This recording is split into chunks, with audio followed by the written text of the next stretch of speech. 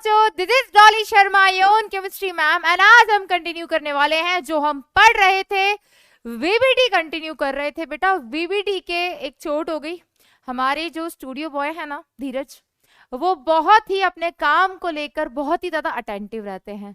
अब कभी कभी ज्यादा अटेंटिव रहने का लॉस हो जाता है।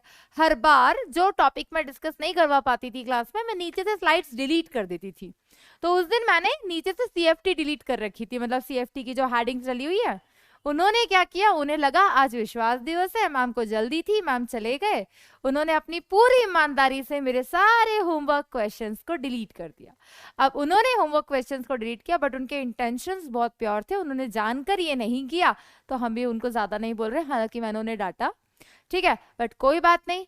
वो होमवर्क मैं नहीं दे पाई। मेरा इंटेंशन यही था बेटा 50 मिनट्स का क्लास अटेंड करके 50 मिनट्स तक आप क्वेश्चन प्रैक्टिस करो, लेकिन वो नहीं हो पाया। कोई बात नहीं, हम उसे आज कवर कर लेते हैं। सारे क्वेश्चन अपन साथ साथ करेंगे। जब भी मैं स्लाइड रिप्रेजेंट करूंगी बेटा, आपको वीडियो पॉज करनी है, वो क्वेश्चंस को सॉल्व करना है, अपने आंसर्स को मैच करना है, उसके बाद आपको वीडियो रिज्यूम करना है। क्लियर? तो वीबीटी के वो सारे केसेस हम डिस्कस कर लेते हैं, और भी जो पॉसिबल है करना वही है। पता है, ये क्वेश्चन जब मैंने मेरे टाइम पे पढ़ा था ऐसा लगता था यार क्या ही चल रहा है, बट अगर बेसिक्स क्लियर हो तो things are very easy.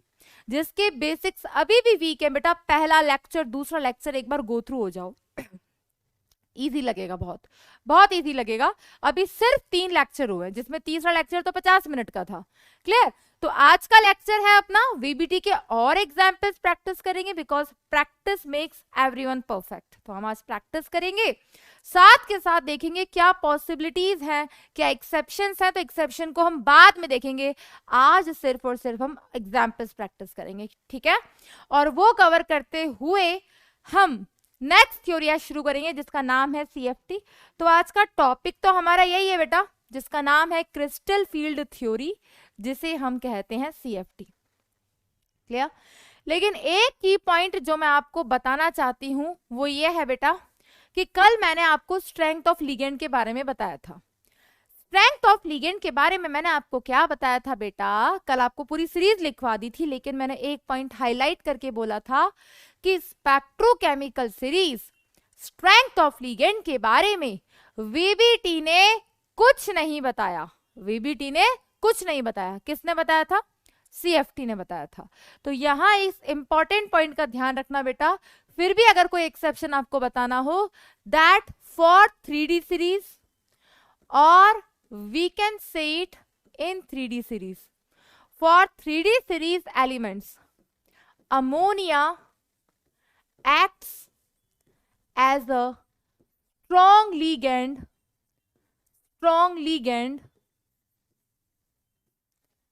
After iron. यानी कि आयरन के बाद जो एलिमेंट्स आते हैं 3D सीरीज में, उन सब एलिमेंट्स के लिए, उन सब सेंट्रल मेटल एटम के लिए अमोनिया स्ट्रॉन्ग लिगेंड का काम करेगा, यानी कि वो पेयरिंग करवाएगा। नेक्स्ट की पॉइंट बेटा, हालांकि जो फ्लो चार्ट मैंने बताया था उसमें मैं ऑलरेडी बता चुकी थी कि 4D और 5D सीरीज का कोई भी एलिमेंट होगा तब तक पेयरिंग होगी ही होगी, क्योंकि डाउन द ग्रुप जाते जाते होता क्या है, साइज में डिफरेंस आता है। साइज इंक्रीज होता है तो लिगेंड अप्रोच करता है, रिपल्सन ज्यादा होता है, तो उस केस में भी पेयरिंग होती ही होती है। क्लियर? तो ये भी ध्यान रखना दैट आपको पता ही है 4D और 5D के लिए आप हमेशा पेयरिंग करवा रहे हो। तो लास्ट क्लास में जो पढ़ा था उसको मैं जल्दी से क्विकली रिवीजन करवा देती हूँ। क्या बताया था बेटा मैंने? एक सिंपल सा कंसेप्ट बताया था कि जब भी आपके पास कोई भी कंपाउंड आता है, स्टेप 1 क्या होगा बेटा? स्टेप 1 आपके पास होगा चेक द, क्या करना है बेटा? Check the central metal atom. Central metal atom को चेक करना है। अगर वो कहां से बिलोंग करता है बेटा? अगर वो बिलोंग करता है 4D या 5D सीरीज से, तब पेयरिंग हमेशा होगी, क्योंकि उनके लिए सारे लिगेंड्स किसकी तरह काम करेंगे? स्ट्रॉन्ग लिगेंड के लिए। लेकिन अगर सेंट्रल मेटल एटम बिलोंग करता है 3D सीरीज से, तो फिर हम जाएंगे स्टेप 2 पे। स्टेप 2 क्या था बेटा? Now check oxidation state of central metal atom. अगर ऑक्सीडेशन स्टेट +3 से ज्यादा है, पेयरिंग होगी ही होगी, पेयरिंग अकर्स। लेकिन ऑक्सीडेशन स्टेट अगर कम है +3 से, तो उस केस में आप क्या करोगे? चेक लीगेंड, लीगेंड चेक करोगे। अगर लीगेंड स्ट्रांग है, अगर लीगेंड स्ट्रांग है तो वो तो पेयरिंग करवाएगा ही करवाएगा, और अगर लीगेंड वीक है तो वहां पर नो पेयरिंग, यहां पर पेयरिंग होगी ही होगी। ध्यान रखना बेटा, क्लियर है? स्टार्ट करते हैं बेटा होमवर्क के एग्जाम्पल्स, जो कि एक माइनर से मिस्टेक की वजह से आप तक नहीं पहुंच पाए, कोई बात नहीं, हम सारे आज प्रैक्टिस कर लेते हैं, ठीक है? क्या एग्जाम्पल है बेटा? एग्जाम्पल नंबर 1 है FeCl6 होल -3। पहला काम, check the central metal atom. कहां से बिलोंग करता है बेटा? 3D सीरीज से बिलोंग करता है। ऑक्सीडेशन स्टेट निकालोगे तो इसकी ऑक्सीडेशन स्टेट यहां पर आ गई +3। आयरन का इलेक्ट्रॉनिक कॉन्फ़िगरेशन होता है 3d6 4s2, लेकिन 3 इलेक्ट्रॉन निकल गए तो बच गया 3d5। लिगेंड कैसा है बेटा? Chlorine. Chlorine is a week ligand. Chlorine अगर वीक लिगेंड है, दैट मींस नो पेयरिंग, यहां पर कोई पेयरिंग नहीं होगी। और अगर कोई पेयरिंग नहीं होगी तो ये हमारे पास क्या है? 4s 4p 4d, ये 3d के हमारे पास 5 ऑर्बिटल्स, 4s का 1, 4p के 3, ये 4d के 5 ऑर्बिटल्स। अब इस केस में d के कितने इलेक्ट्रॉन्स थे बेटा? 5, 1 2 3 4 5। पेयरिंग नहीं होगी तो अनपेयर्ड है तो अनपेयर्ड रहेंगे। अब इस केस में हमारे पास कोऑर्डिनेशन नंबर कितना है बेटा? कोऑर्डिनेशन नंबर यहां पर 6 है। अगर कोऑर्डिनेशन नंबर 6 है, दैट मींस हमें 6 वेकेंट ऑर्बिटल्स चाहिए। अब यहां से तो ले नहीं सकते, क्लियर? तो हम यहीं से लेना शुरू करेंगे। 1 2 3 4 5 6, ये मिल गए हमें 6 वेकेंट ऑर्बिटल्स। तो यहां पर ये हो गया क्लोरीन, क्लोरीन क्लोरीन, ये अपने इलेक्ट्रॉन पेयर देगा और कोऑर्डिनेट बॉन्ड का फॉर्मेशन करेगा। जो ऑर्बिटल्स इन्वॉल्व हुए हैं बेटा, उन्होंने डिसाइड कर दिया कि इसका हाइब्रिडाइजेशन होगा sp3d2, शेप हो जाएगी ऑक्टाहेड्रल। नेक्स्ट बेटा, आउटर ऑर्बिटल्स इन्वॉल्व हुए हैं ओवरलैपिंग में, तो ये कैसा कॉम्प्लेक्स हुआ? Outer orbital complex. नेक्स्ट बेटा, अनपेयर्ड इलेक्ट्रॉन प्रेजेंट है, बिल्कुल, तो नेचर कैसा हुआ बेटा? Para magnetic. Magnetic moment calculate कर देते हैं बेटा। म्यू इज इक्वल्स टू √5 × 5 + 2, कितना आ गया बेटा? √35। शेप कैसी है? ऑक्टाहेड्रल। तो ये रहा आयरन, 6 कोऑर्डिनेट बॉन्ड है in the form of octahedral. ये हो गई इसकी शेप।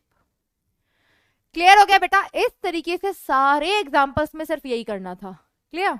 नेक्स्ट देखो बेटा, क्या एग्जांपल दिया था? PtCN4 whole -2। पहला काम, ऑक्सीडेशन स्टेट चेक करना। ऑक्सीडेशन स्टेट चेकआउट किया तो कितना आया बेटा? That is +2। अब प्लेटिनम है, इलेक्ट्रॉनिक कॉन्फ़िगरेशन क्या होता है? 5d9 6s1, 2 इलेक्ट्रॉन निकल गए, बच गया 5d8।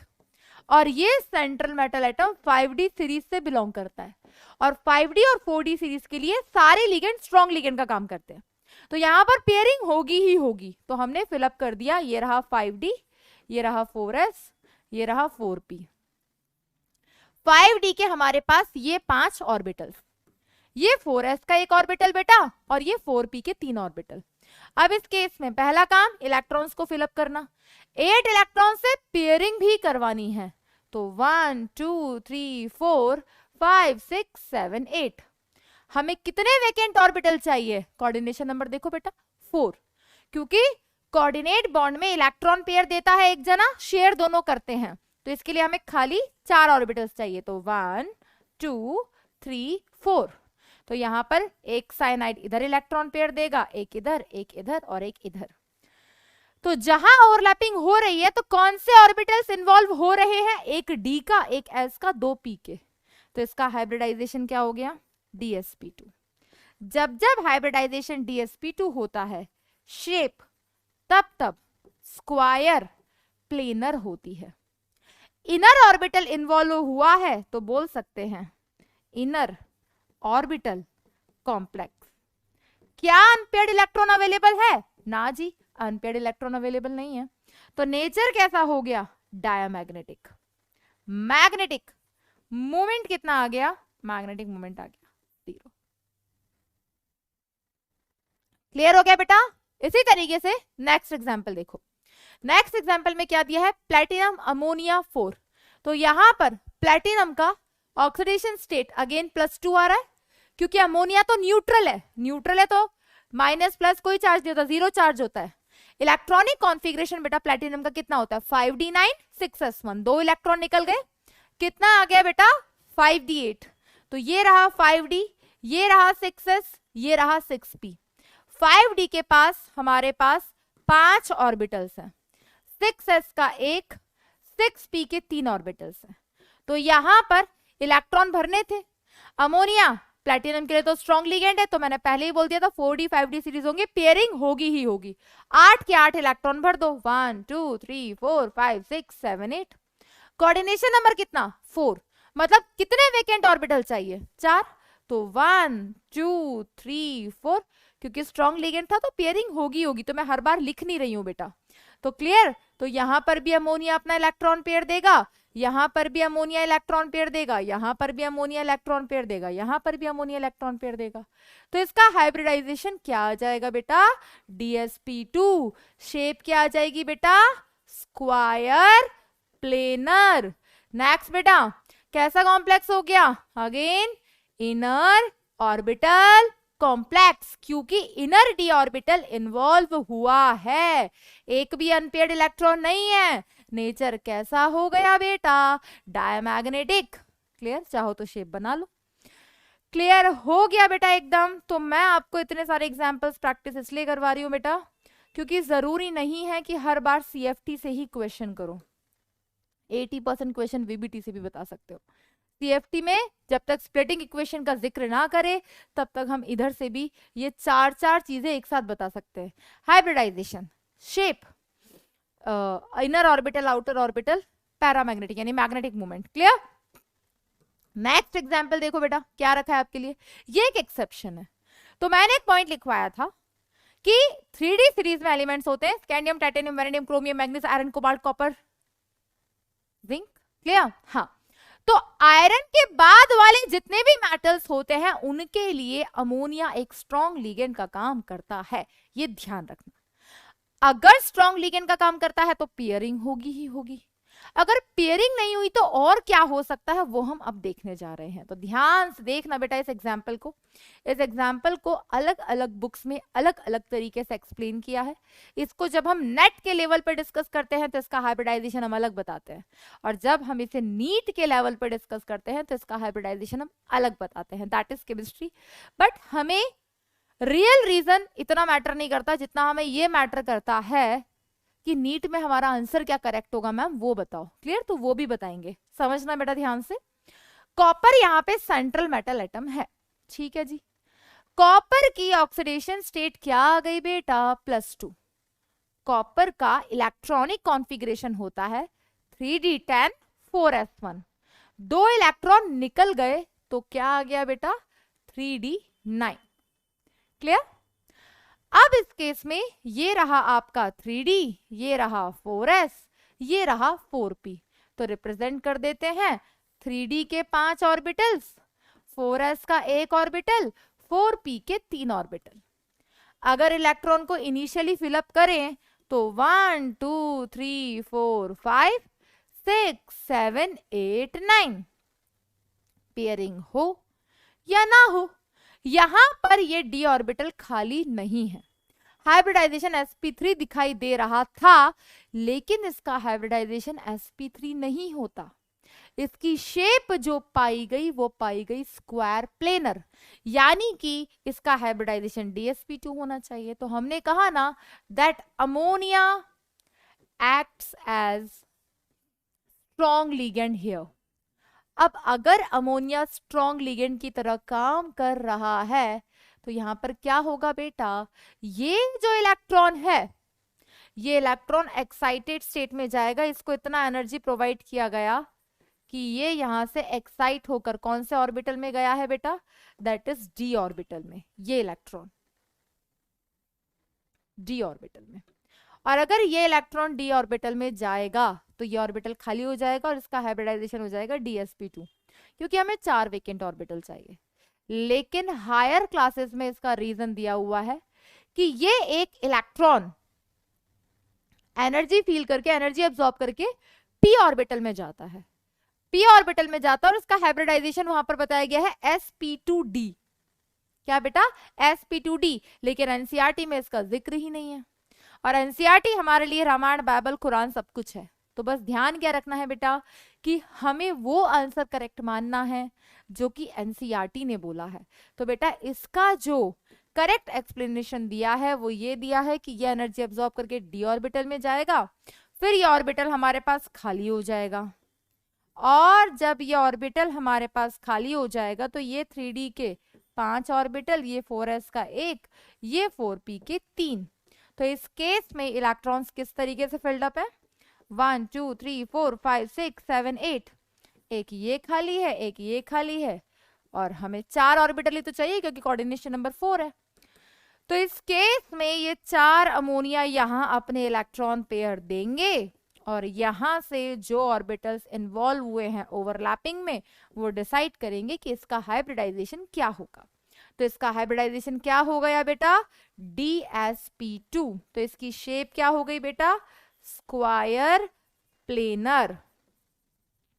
नेक्स्ट बेटा, अनपेड इलेक्ट्रॉन तो अवेलेबल है, तो इसका नेचर क्या हो गया बेटा, पैरामैग्नेटिक। आप चाहो तो मैग्नेटिक मोमेंट भी कैलकुलेट कर सकते हो, √1 × 1 + 2 दैट बिकम्स √3। क्लियर है बेटा। तो इस तरीके से हम यहां पर इनका हाइब्रिडाइजेशन निकाल सकते हैं, ये एक्सेप्शन है, मतलब ये आपको याद रखना है। क्लियर। नेक्स्ट एग्जांपल जो आपको दिया था, नेक्स्ट कॉम्प्लेक्स क्या है बेटा, COF6 - 3। सबसे पहले क्या करेंगे, सबसे पहले सेंट्रल मेटल एटम को देखेंगे, वो है कोबाल्ट। कोबाल्ट बिलोंग करता है 3d सीरीज से, तो ऑक्सीडेशन स्टेट चेक करेंगे, तो ऑक्सीडेशन स्टेट क्या आ गई, +3 आ गई। कोबाल्ट का इलेक्ट्रॉनिक कॉन्फ़िगरेशन क्या होता है बेटा, कोबाल्ट का इलेक्ट्रॉनिक कॉन्फ़िगरेशन होता है 3d7 4s2, 3 इलेक्ट्रॉन निकल गए तो ये हो गया 3d6। क्या हो गया बेटा, 3d6। अब इस केस में लिगेंड कैसा है, ligand is weak, ligand is weak, that means no pairing। और अगर कोई पेयरिंग नहीं होगी, इलेक्ट्रॉन्स को कैसे फिलअप करोगे, ये रहा 3d, ये रहा 4s, ये रहा 4p। 3d के हमारे पास 5 ऑर्बिटल्स होते हैं, 4s का 1, 4p के 3 होते हैं, तो इलेक्ट्रॉन्स को फिलअप कर देते हैं जल्दी से। 3d में 6 इलेक्ट्रॉन्स हैं, 1 2 3 4 5 6। अब हमें 6 वेकेंट ऑर्बिटल्स चाहिए जिसमें इलेक्ट्रॉन पेयर डोनेट करके हम कोऑर्डिनेट बॉन्ड का फॉर्मेशन करें। तो वो क्या हो गए, 1 2 3 4, और हमारे पास यहां पर 4d ऑर्बिटल अवेलेबल है, बिल्कुल है। तो यहां पर हमें जो 6 वेकेंट ऑर्बिटल चाहिए थे उनमें से ये 2d ऑर्बिटल भी इन्वॉल्व हुए हैं आउटर ऑर्बिटल के। तो यहां पर ये फ्लोरीन इलेक्ट्रॉन पेयर डोनेट करके कोऑर्डिनेट बॉन्ड का फॉर्मेशन करेंगे। तो जो ऑर्बिटल्स इन्वॉल्व हुए हैं उनका हाइब्रिडाइजेशन sp3d2। जब जब हाइब्रिडाइजेशन sp3d2 होता है, शेप तो हमेशा ऑक्टाहेड्रल ही रहती है। क्लियर। यहां पर 4 अनपेयर्ड इलेक्ट्रॉन है, नेचर पैरा मैग्नेटिक हो गया। इसका मैग्नेटिक मोमेंट क्या आ गया बेटा, दैट इज √4 × 4 + 2, 4 + 2 6, 6 4 = 24। तो ये हो गया बेटा पैरामैग्नेटिक, और यहां पर आउटर डी ऑर्बिटल इन्वॉल्व हुए हैं, तो ये क्या हो गया बेटा, that is outer orbital complex. Clear. क्या हो गया, outer orbital complex. Next example देखेंगे बेटा, क्या दिया है हमें, that is FeH2O whole 6+3। Iron की बात करें, ऑक्सीडेशन स्टेट +3 इलेक्ट्रॉनिक कॉन्फ़िगरेशन होता है 3d6 4s2, 3 इलेक्ट्रॉन निकल गए तो बचा 3d5। अब यहां पर वाटर कैसा लिगेंड है, वाटर है वीक लिगेंड। क्या सीरीज थी, आई बाहर, सनी क्लास से फरार, ओ ऑक्सलेट और पानी, सुनो, EDTA and ammonia in Canada and Colombo. Water is a week ligand. Water अगर वीक लिगेंड है, वाटर अगर वीक लिगेंड है, दैट मीन्स कि यहां पर कोई पेयरिंग नहीं होगी। अगर यहां पर कोई पेयरिंग नहीं होगी तो यहां पर हम कैसे फिलअप करेंगे, 3d 4s 4p। हमारे पास 3d के ये 5 ऑर्बिटल्स हैं, 4s का ये 1, 4p के ये 3, और हमारे पास आउटर ऑर्बिटल भी है 4d, और उसके भी हमारे पास 5 ऑर्बिटल्स हैं। हमने इलेक्ट्रॉन्स को फिलअप करना शुरू किया, तो 3d में कितने इलेक्ट्रॉन्स है बेटा, 5, 1 2 3 4 5। अब हमें कितने वेकेंट ऑर्बिटल चाहिए जिनमें हम इलेक्ट्रॉन पेयर डोनेट करके कोऑर्डिनेट बॉन्ड का फॉर्मेशन करें, हमें चाहिए 6।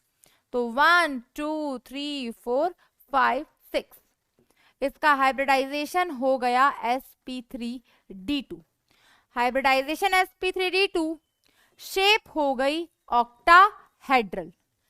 अनपेयर्ड इलेक्ट्रॉन प्रेजेंट है, नेचर कैसा हो गया बेटा, नेचर हो गया इसका पैरामैग्नेटिक। मैग्नेटिक मोमेंट कितना आ गया बेटा, under root of n into n plus 2, 5 into 5 plus 2, root 35। Clear. तो इस तरीके से हम इसका भी शेप, हाइब्रिडाइजेशन, मैग्नेटिक मोमेंट सब निकाल सकते हैं। नेक्स्ट एग्जांपल्स देखो बेटा, नेक्स्ट हमको क्या दिया, CONH3 होल 6+2। यहां पर हमने इसी के लिए पॉइंट लिखा था कि एलिमेंट्स आफ्टर आयरन के लिए अमोनिया एक स्ट्रॉन्ग लिगेंड का काम करता है। तो यहां पर बेटा कोबाल्ट की ऑक्सीडेशन स्टेट आई +2। इलेक्ट्रॉनिक कॉन्फ़िगरेशन होता है 3d7 4s2, 2 इलेक्ट्रॉन निकल गए तो बच गया 3d7। फिलअप करते हैं 3d 4s 4p। तो हमारे पास 3d के अंदर कितने हैं बेटा ऑर्बिटल्स, 5, 4s के अंदर 1, 4p के अंदर 3, और इसका 4d उधर कितने ऑर्बिटल्स है, 5। अब इस केस में क्या होता है, ये अमोनिया काम कर रहा है स्ट्रॉन्ग लिगेंड का। स्ट्रॉन्ग लिगेंड का काम कर रहा है तो या तो पेयरिंग करवाएगा, नहीं तो इलेक्ट्रॉन एक्साइटेड स्टेट में लेकर जाएगा। क्योंकि जब जब स्ट्रॉन्ग लिगेंड होता है इन जनरल, वहां से हमारे पास इनर ऑर्बिटल कॉम्प्लेक्स का फॉर्मेशन होता है। तो यहां पर डी के अंदर 7 इलेक्ट्रॉन थे, हम फिलअप करते 1 2 3 4 5 6 7, लेकिन फिर भी ये एक इलेक्ट्रॉन अवेलेबल है यहां पर, और ये एक इलेक्ट्रॉन अवेलेबल है। तो बेटा इस स्ट्रॉन्ग लिगेंड की प्रेजेंस में ये एक्सेप्शन है कि ये इलेक्ट्रॉन भी हायर स्टेट में जाता है लाइक डी ऑर्बिटल, और ये हायर स्टेट में जाएगा तो ये डी ऑर्बिटल खाली हो जाएगा। तभी तो पॉसिबल है इसका हाइब्रिडाइजेशन d2sp3 होगा, तभी ये इनर ऑर्बिटल कॉम्प्लेक्स बनेगा। तो यहां पर पेयरिंग तो नहीं होती, लेकिन ये इलेक्ट्रॉन एक्साइटेड स्टेट में जाता है, और उसके बाद हमारे पास अरेंजमेंट कुछ इस तरीके से होता है बेटा, ये 3d, ये 4s, ये 4p के 3, और ये 4d के 5 ऑर्बिटल, ये 4d के 5 ऑर्बिटल। अब इस केस में हम इलेक्ट्रॉन्स अगर फिलअप करें तो किस तरीके से हो जाएंगे, यहां पर हम इलेक्ट्रॉन फिलअप कर देते हैं, दैट इज 1 2 3 4 5 6 7। हमें कितने वेकेंट ऑर्बिटल चाहिए बेटा, हमें वेकेंट ऑर्बिटल चाहिए 6। तो 1 2 3 4 5 6। तो इसका हाइब्रिडाइजेशन क्या आ गया बेटा, इसका हाइब्रिडाइजेशन आ गया d2sp3। इनर ऑर्बिटल इन्वॉल्व हुए हैं, और ये एक इनर ऑर्बिटल कॉम्प्लेक्स हो गया, शेप हो गया ऑक्टाहेड्रल, ये बन गया inner orbital complex. Unpaired electron बिल्कुल प्रेजेंट है, under root of 1 into 1 plus 2, root 3, और नेचर हो गया पैरामैग्नेटिक। क्लियर।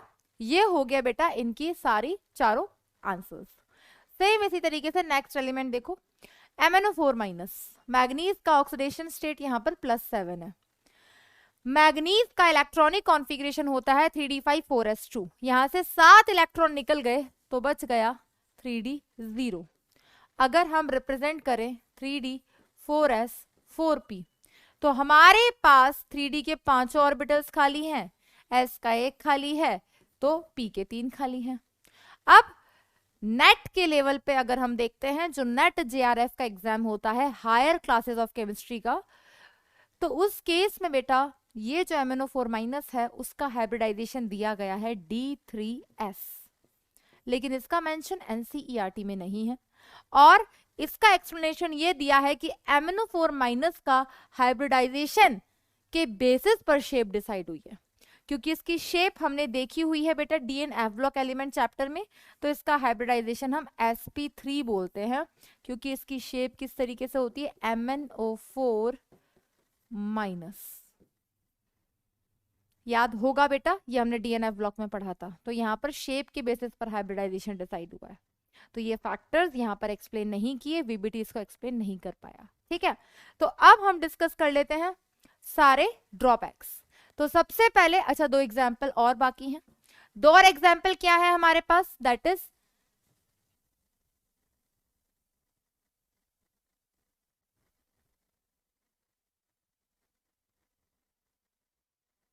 देखो बेटा ZnNH3 4SO4। ठीक है, पहला काम ऑक्सीडेशन स्टेट कैलकुलेट करना। Zn की ऑक्सीडेशन स्टेट आई +2। अब इस केस में इसका इलेक्ट्रॉनिक कॉन्फ़िगरेशन क्या होता है, 3d10 4s2। 2 इलेक्ट्रॉन निकल गए तो क्या आया बेटा, 3d10। अब इस केस में अमोनिया, अमोनिया कैसा लिगेंड है बेटा, elements in 3d series after iron, सारे अमोनिया बिहेव करता है स्ट्रॉन्ग लिगेंड की तरह। तो इफ अमोनिया यहां पर स्ट्रॉन्ग लिगेंड की तरह बिहेव कर रहा है, दैट मीन्स पेयरिंग होगी ही होगी। और अगर पेयरिंग होगी ही होगी तो ये रहा 3d, ये रहा 4s, ये रहा 4p, ये 3d के 5 ऑर्बिटल्स, ये 4s का 1 ऑर्बिटल, ये 4p के 3 ऑर्बिटल। अगर इलेक्ट्रॉन्स फिल करें 10 इलेक्ट्रॉन्स तो 1 2 3 4 5 6 7 8 9 10। हमें कितने वेकेंट ऑर्बिटल चाहिए बेटा, हमें 4 वेकेंट ऑर्बिटल चाहिए, जिनमें अमोनिया ये इलेक्ट्रॉन पेयर देकर कोऑर्डिनेट बॉन्ड का फॉर्मेशन करेगा। तो यहां अमोनिया अपने इलेक्ट्रॉन पेयर देगा और कोऑर्डिनेट बॉन्ड का फॉर्मेशन करेगा। तो जो ऑर्बिटल्स इन्वॉल्व हुए हैं ओवरलैपिंग के लिए, एक s का था, 3 p के थे, हाइब्रिडाइजेशन sp3, शेप टेट्राहेड्रल। क्या कोई अनपेयर्ड इलेक्ट्रॉन प्रेजेंट है, नहीं। कैसा हो गया, डायमैग्नेटिक, मैग्नेटिक मोमेंट कैसा हो गया, 0। क्लियर। नेक्स्ट कॉम्प्लेक्स देखेंगे बेटा, यहां पर भी Zn की oxidation state I +2, carbonyl already a strong ligand, 3d10 pairing occurs, carbonyl is a strong ligand. Clear, pairing occurs. तो 3d 4s 4p, 3d के हमारे पास 5 ऑर्बिटल्स होते हैं, 4s का 1 होता है, 4p के हमारे पास 3 होते हैं। इनमें इलेक्ट्रॉन्स को हम फिलअप कर देते हैं, d के 10 इलेक्ट्रॉन हमने यहाँ पर फिल कर दिए, और हमें चाहिए 4 वेकेंट ऑर्बिटल, एक s का, 3 p के। तो इसका हाइब्रिडाइजेशन आ गया sp3, शेप हो गया tetrahedral, magnetic moment 0, all electrons are paired diamagnetic. Clear. I think beta these examples are sufficient for having a good command on VBT questions। आप लोग की आ गई होगी बेटा। फिर भी किसी को भी किसी का तरह का शक हो, मैंने बोला हुआ है वो एक दिन हम जरूर रखेंगे आफ्टर CFT, जिसमें हम दोनों के डाउट्स को कवर कर लें। ठीक है, बहुत ही सिंपल है बेटा, चीजें बेसिक्स क्लियर होने चाहिए। ठीक है, इसलिए फर्स्ट क्लास बहुत इंपॉर्टेंट है, वो स्किप करके क्लासेस मत देखना। और जहां लगता है यार ये मुझे अभी भी ये समझ नहीं आया, तो कोई भी डाउट छोटा नहीं होता, आपको पूछना है। क्लियर। नेक्स्ट बात करते हैं बेटा लिमिटेशंस ऑफ VBT। VBT की क्या लिमिटेशंस थी, क्या कमियां थी। सबसे पहली बात, fail to explain nature of ligand. अब कुछ बच्चे सोच रहे होंगे मैम आपने तो बता दिया स्ट्रॉन्ग लिगेंड के लिए पेयरिंग, मैंने जो बताया ना वो VBT ने नहीं बताया था। वीबीटी ने तो एग्जाम्पल दे दिए थे बहुत सारे, ये इनर ऑर्बिटल होता है, ये आउटर ऑर्बिटल होता है, ये स्ट्रॉन्ग लिगेंड होता है, ये वीक लिगेंड होता है, एक्सप्लेनेशन नहीं दिया था, तभी तो वो फेल हुआ। ये तो हमने ट्रिक्स निकाली हैं, फ्लो चार्ट बना लिया, हम किस किस का एग्जाम्पल देखते फिरेंगे, तो वो इसलिए फ्लो चार्ट बनाया था आपके लिए। Fail to explain nature of ligand, नहीं बता पाया कौन स्ट्रॉन्ग है कौन वीक है। Do not predict the quantitative estimation of stability of complex, उसने ये भी नहीं बताया अभी तक कि कौन सा कॉम्प्लेक्स स्टेबल होगा कौन सा कॉम्प्लेक्स अनस्टेबल होगा। सिर्फ कॉम्प्लेक्स की हम सारी प्रॉपर्टीज निकाल रहे थे except stability. It involves many assumptions, obviously बहुत सारी assumptions को माना। किसी के लिए अमोनिया स्ट्रॉन्ग लिगेंड है, किसी के लिए अमोनिया वीक लिगेंड है, कहीं पे पेयरिंग हो रही है कहीं पे पेयरिंग नहीं हो रही है, तो क्या चल रहा था, ये सब कुछ assumption थी, फैक्ट बेस्ड बात एक भी नहीं थी। Do not predict exact geometry and coordination number 4 and 5, geometry exact नहीं बताई कोऑर्डिनेशन नंबर 4 और 5 वालों की। 4 की भी बताई उसने कि टेट्राहेड्रल है, स्क्वायर प्लेनर है, लेकिन कुछ कॉम्प्लेक्सेस की जस्टिफाइड नहीं थी, लाइक MnO4- अभी हमने डिस्कस किया।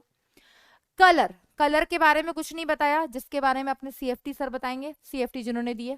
स्पेक्ट्रल प्रॉपर्टीज के बारे में नहीं बताया। नेक्स्ट, आर नॉट एक्सप्लेन्ड, तो ये वो ड्रॉबैक्स थे VBT के जो उन्होंने नहीं बताया, जो उन्होंने नहीं एक्सप्लेन किया।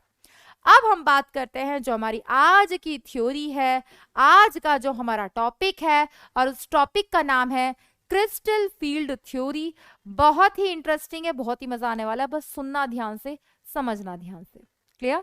सबसे इंपॉर्टेंट बात बेटा, क्रिस्टल फील्ड थ्योरी जो है पता है किस कंसेप्ट पे बेस्ड है? That is totally reverse from VBT। VBT में हम बात कर रहे थे कि लिगेंड इलेक्ट्रॉन पेयर देगा, सेंट्रल मेटल एटम प्रोवाइड करेगा वेकेंट ऑर्बिटल, ओवरलैपिंग होगी, तो वहां से हम उसका हाइब्रिडाइजेशन और शेप बता रहे थे। यहां पर हाइब्रिडाइजेशन से दूर दूर तक कोरिलेशन नहीं है, ये सिर्फ d ऑर्बिटल के बारे में बात करता है। तो crystal field theory is based on the electrostatic force of attraction between the ligand and the central metal atom। Clear? समझते ध्यान से, उसके बाद हम वापस इस थ्योरी पे आएंगे। ठीक है? क्या माना बेटा, इन्होंने लिगेंड को और सेंट्रल मेटल एटम को क्या माना, इन्हें माना पॉइंट चार्जेस। क्या माना बेटा? पॉइंट चार्जेस, जिसमें इन्होंने मेटल को माना पॉजिटिव पॉइंट चार्ज, लिगेंड को माना नेगेटिव पॉइंट चार्ज, क्योंकि लिगेंड पे नेगेटिव चार्ज होता है। लेकिन what about those neutral ligands? तो न्यूट्रल लिगेंड्स में भी तो पोलैरिटी होती है, partial positive partial negative character. तो इन्होंने कहा कि लिगेंड और सेंट्रल मेटल एटम के बीच में purely electrostatic force of attraction होता है जब ये लिगेंड सेंट्रल मेटल एटम को अप्रोच करता है, तो दो तरीके के फोर्सेस लगते हैं। कौन कौन सा? एक तो इनके बीच में होता है अट्रैक्शन फोर्स। अट्रैक्शन फोर्स किसके बीच में होता है बेटा? पॉजिटिव और नेगेटिव चार्ज के बीच में। क्लियर? और एक होता है यहां पर रिपल्जन। क्या होता है बेटा? रिपल्जन। मैम अट्रैक्शन तो समझ आ गया, अपोजिट चार्ज के बीच में। रिपल्जन किसके बीच में होता है? अरे भाई, रिपल्जन होता है ये जो अपना लिगेंड होता है, इसका तो नेगेटिव चार्ज या इसका इलेक्ट्रॉन पेयर। ये जो अपना सेंट्रल मेटल एटम होता है, इसके पास वेकेंट ऑर्बिटल तो होते हैं, पॉजिटिव चार्ज तो होता है, लेकिन क्या इसके पास अपने वैलेंस इलेक्ट्रॉन नहीं होते? बिल्कुल होते हैं। तो इसके पास भी अपने वैलेंस इलेक्ट्रॉन होते हैं। तो रिपल्जन किसके बीच में होता है? इन between the valence electron of central metal atom and ligand. तो लिगेंड पे जो इलेक्ट्रॉन पेयर है और सेंट्रल मेटल एटम के पास जो यहां पर वैलेंस इलेक्ट्रॉन है, इनके बीच में रिपल्जन होता है। और बेटा जब अट्रैक्शन होता है तो स्टेबिलिटी इंक्रीज होती है। एनर्जी क्या होती है? अट्रैक्शन जितना ज्यादा, स्टेबिलिटी उतनी ज्यादा, एनर्जी उतनी कम।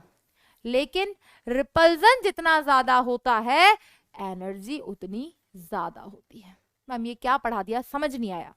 अब हम क्रिस्टल फील्ड थ्योरी की लैंग्वेज में बात करते हैं। उन्होंने कहा कि भाई जो लिगेंड होता है, लिगेंड या तो उसके पास इलेक्ट्रॉन पेयर होगा या उसके पास नेगेटिव चार्ज होगा, वही तो डोनेट करके वो सेंट्रल मेटल एटम के साथ कोऑर्डिनेट बॉन्ड बनाएगा।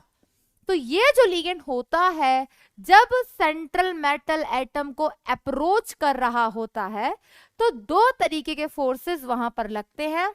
एक वहां पर लगता है अट्रैक्शन फोर्स, एक वहां पर लगता है repulsion force.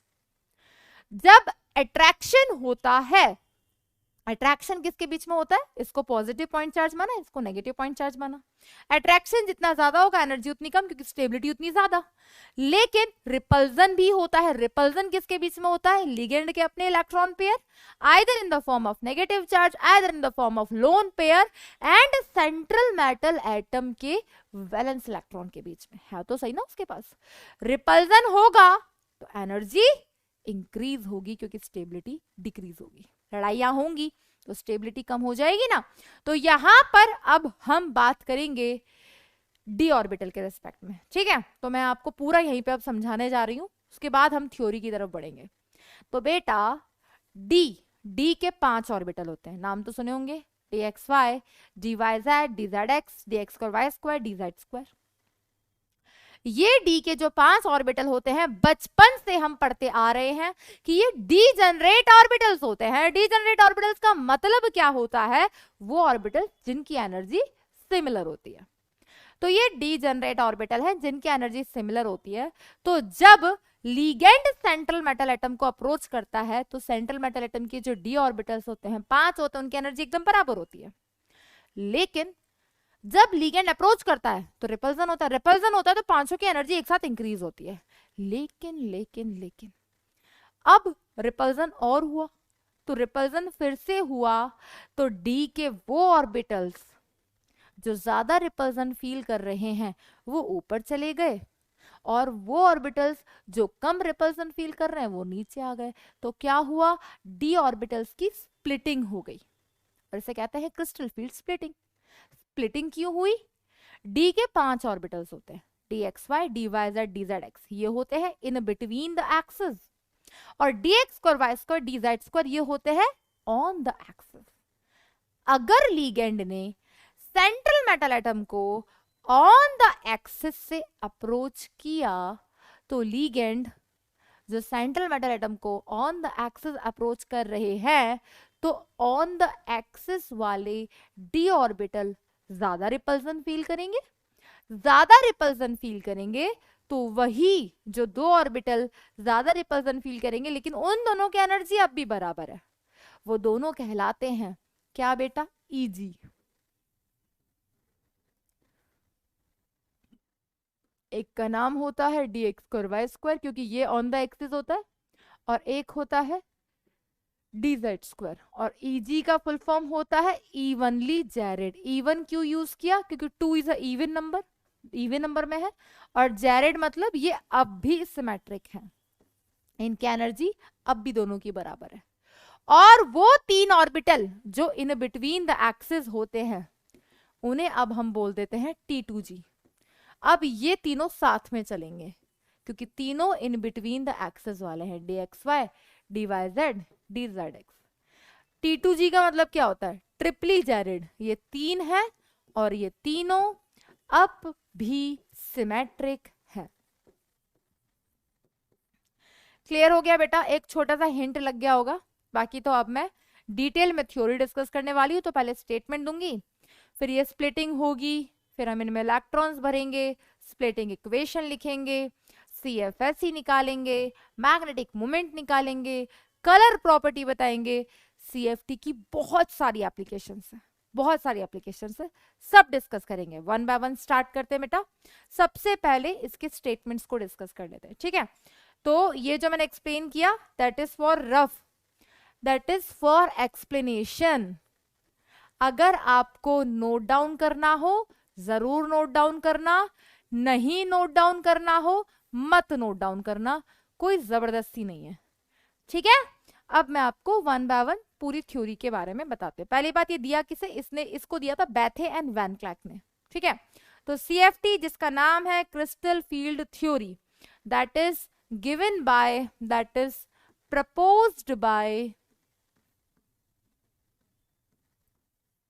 that is proposed by Bethe and Van Cleck. Clear? Spelling बेटा कोई गलती हो तो माफ कर देना, करेक्ट कर लेना, ठीक है, ये कभी नहीं पूछा जाएगा। तो क्या बोला बेटा, क्या बोला इन्होंने, there is no sharing, there is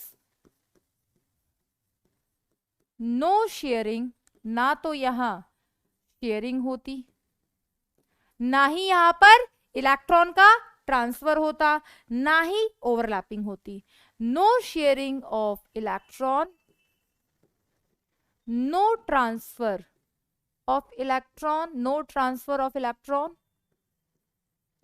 no overlapping, no overlapping, जो हम VBT में करवा रहे थे, overlapping between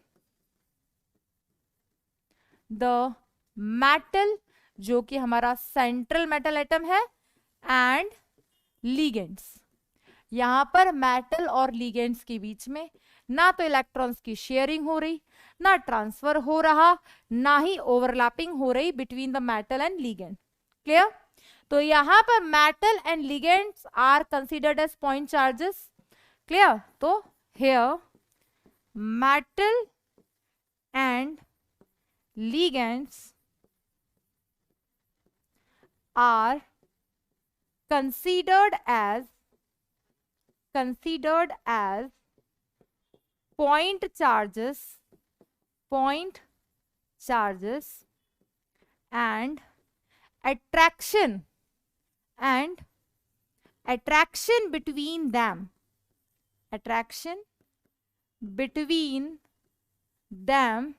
is purely electrostatic।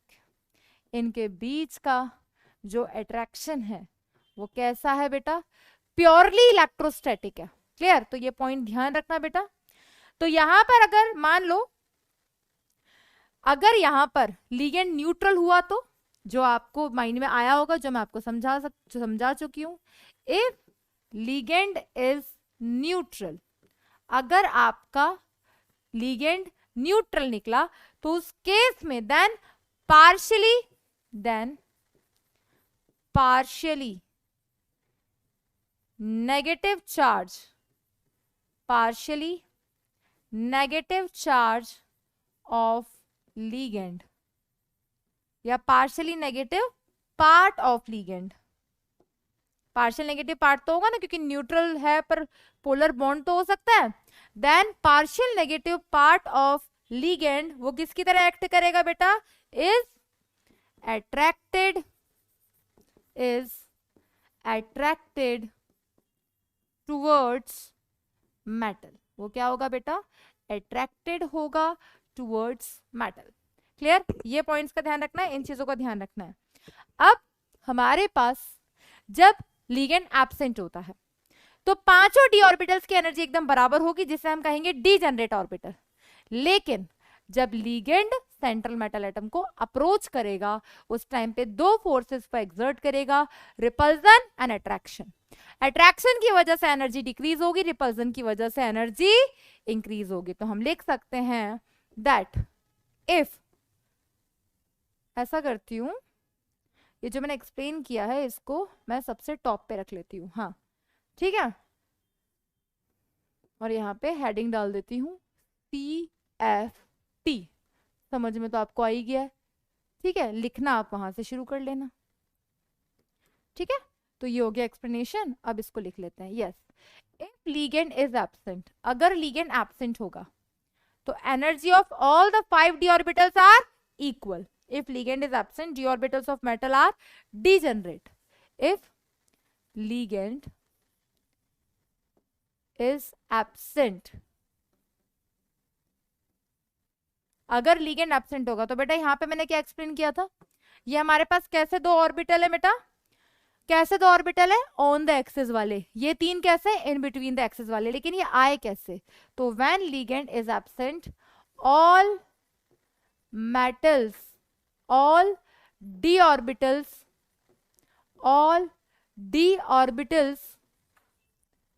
of metals are degenerate, जितने भी ऑर्बिटल्स होंगे सेंट्रल मेटल एटम के वो कैसे होंगे, डीजेनरेट, यानी कि हैविंग सिमिलर एनर्जी, यानी कि उनकी एनर्जी कैसी है बेटा, एकदम बराबर है। लेकिन यहां पे क्या बताया बेटा मैंने, जब लिगेंड सेंट्रल मेटल एटम को अप्रोच करेगा, बट जैसे जैसे लिगेंड सेंट्रल मेटल को अप्रोच करेगा स्प्लिटिंग हो जाएगी किसकी, डी ऑर्बिटल्स की। तो but when ligands approaches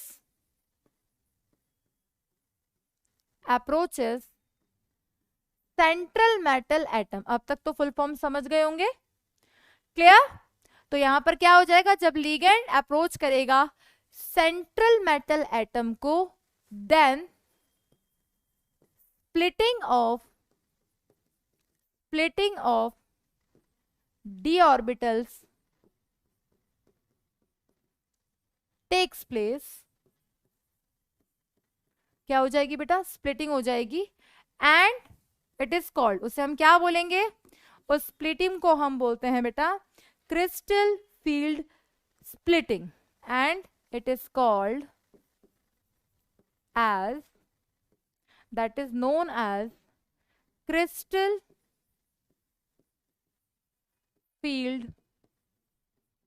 splitting. यानी कि हुआ क्या, जो स्प्लिटिंग थी वो हो गई, यानी कि डी ऑर्बिटल की जो डीजनरेसी थी वो नहीं रही, तो डीजनरेसी इज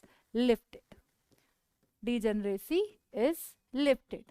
और ऐसा क्यों हुआ मैं आपको बता चुकी हूं, क्योंकि हमारा जो मेटल है, जब लिगेंड उस सेंट्रल मेटल एटम को अप्रोच कर रहा होगा, जब लिगेंड सेंट्रल मेटल एटम को अप्रोच कर रहा होगा, तो उस टाइम सेंट्रल मेटल एटम दो फोर्सेस एक्सर्ट करेगा, एक करेगा अट्रैक्शन और एक करेगा रिपल्जन।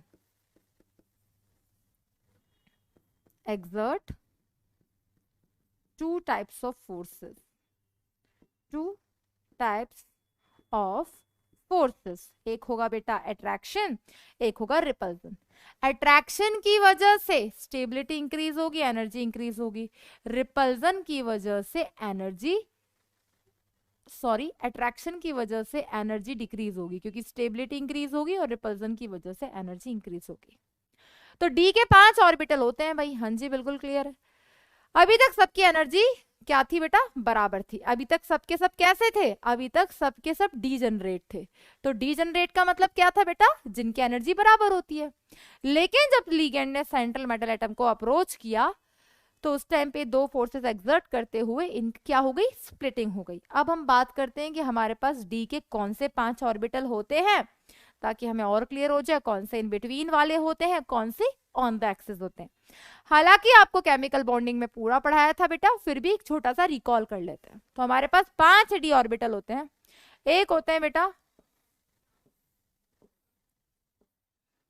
ठीक है, अगर ये हमारी एक्स एक्सिस है, ये वाई एक्सिस है, ये वाई एक्सिस है, ये वाई एक्सिस है, ये जेड एक्सिस है, ठीक है, ये एक्स एक्सिस है, ये जेड एक्सिस है। क्लियर। तो आपने पढ़ा होगा बेटा, अगर रिप्रेजेंट करना है डी एक्स वाई को, अगर रिप्रेजेंट करना है डी वाई जेड को, और अगर रिप्रेजेंट करना है डी एक्स जेड को, तो ये तीनों कैसे होते हैं बेटा, ये तीनों होते हैं इन बिटवीन द एक्सिस। यानी कि अगर ये एक्स एक्सिस है, ये वाई एक्सिस है, इस तरीके से, तो इसके बीच में होगा वो डी का ऑर्बिटल। तो डी एक्स वाई कैसा होगा बेटा, एक्स और वाई के बीच में। तो डी की शेप तो आपको पता ही है बेटा, डबल डम्बेल होती है, ये हो गया D X Y. D Y Z कैसा होगा बेटा, वाई जेड के बीच में, 3D में अगर रिप्रेजेंट किया जाए तो ये तो 2D है। और डी एक्स जेड कैसा होगा बेटा, एक्स जेड के बीच में।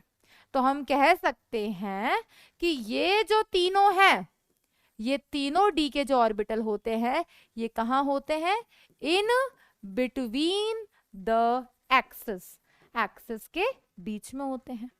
वहीं पे हमारे पास जो बाकी डी ऑर्बिटल्स होते हैं, अगर ये एक्स वाई है, अगर ये जेड है, तो ये किस तरीके से होते हैं बेटा? एक होता है हमारे पास D X square Y square और एक होता है डी जेड स्क्वायर। तो D X square Y square on the axis lie करता है, बिल्कुल। इसको कैसे रिप्रेजेंट करते हैं? On the axis. ये हो गया डी एक्स स्क्वायर, ये मैंने डबल बना दिया, ठीक है, और ये हो गया डी वाई स्क्वायर। क्लियर? अब इस केस में ये हो गया D X square Y square, ये हो गया डी जेड स्क्वायर। अब इस केस में यहां पर ये दोनों जो हैं ये कहाँ हैं? ये दोनों हैं ऑन द एक्सिस। कहाँ है बेटा? On the axis. तो ये हो गए इन बिटवीन द एक्सिस, ये हो गए on the axis.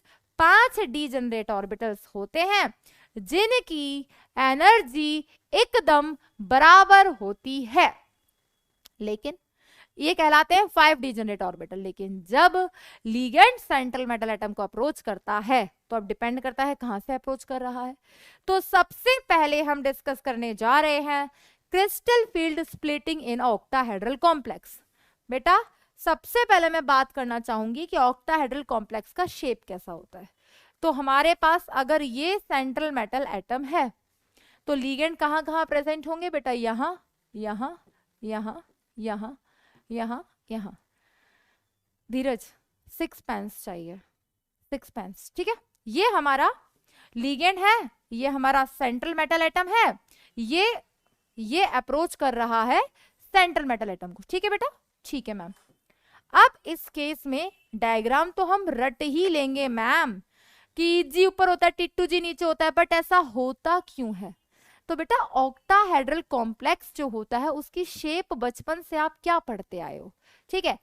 4 on the plane होते हैं जो आपस में 90 डिग्री पे होते हैं, एक ऊपर एक नीचे जो आपस में 180 डिग्री पे होते हैं। अब अगर हम यहाँ पर कहीं पर भी एक्स वाई जेड एक्सिस माने, तो बेटा मान लो ये हमारी एक्स एक्सिस है, तो ये वाई होगी और कोई ना कोई जेड होगी।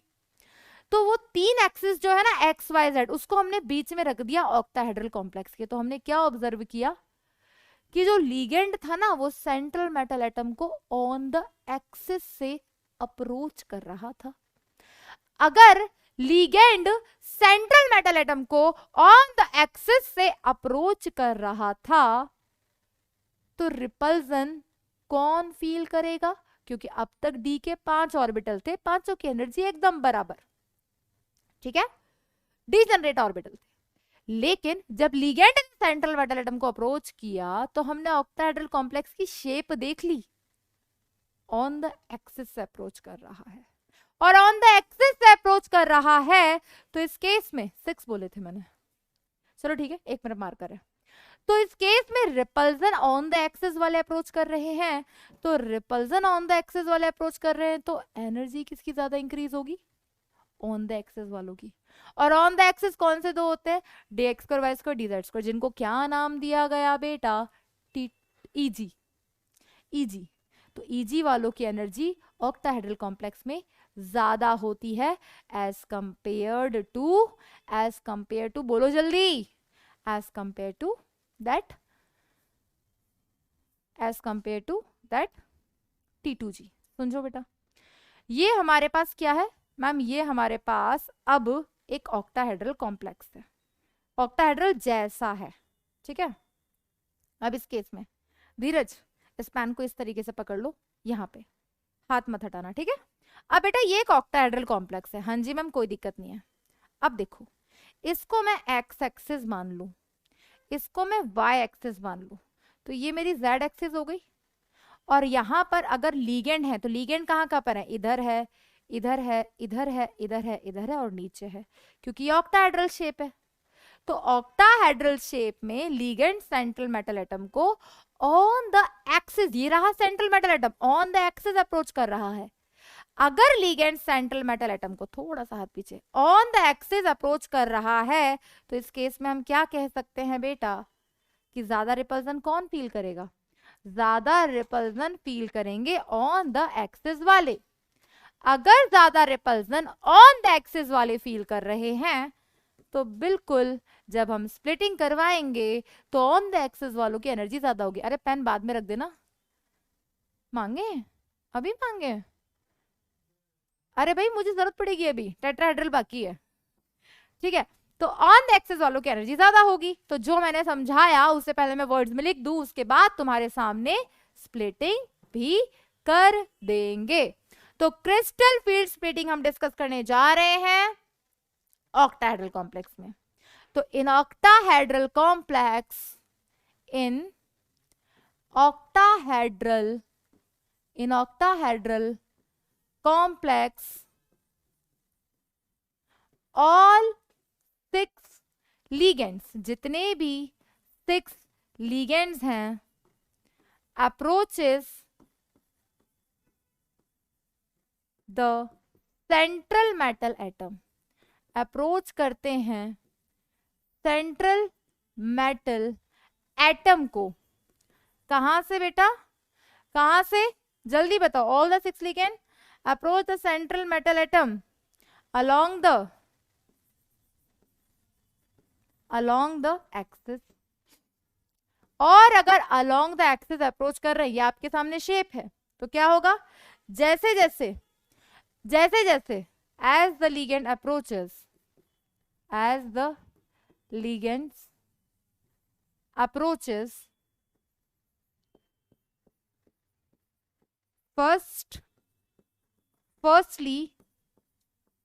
firstly एनर्जी ऑफ, क्योंकि पहले तो पांचों रिपल्सन फील करेंगे, energy of all D orbitals increases. पहले क्या होगा बेटा? सारे डी ऑर्बिटल्स की एनर्जी इंक्रीज होगी। लेकिन उसके बाद क्या होगा? इक्वली। बट फाइनली क्या होगा बेटा? अलोंग द एक्सेस वाले कौन से हैं? देखो यहां पर ध्यान से, अभी बताया। बट फाइनली क्या होगा? Splitting takes place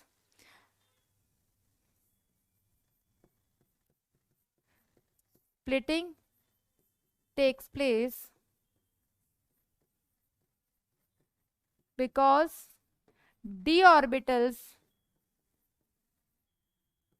present on the axis क्या होगा? वो ज्यादा रिपल्सन फील करेंगे। तो ऑन द एक्सिस पे जो थे that experiences more repulsion, and their energy क्या होगा बेटा? उनकी एनर्जी इंक्रीज हो जाएगी। क्या हो जाएगी बेटा? उनकी एनर्जी इंक्रीज हो जाएगी। और this set of two orbitals,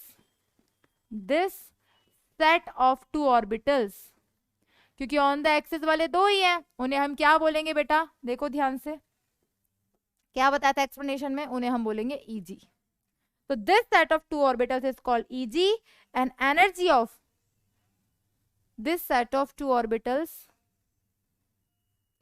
is called Eg,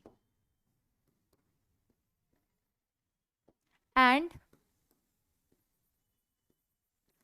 other set of 3 orbitals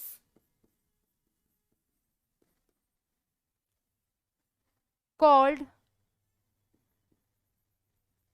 T2g। और T2g में कौन से 3 आ जाएंगे बेटा? dxy, dyz, dzx। इनकी एनर्जी क्या हुई है बेटा? whose energy decreases।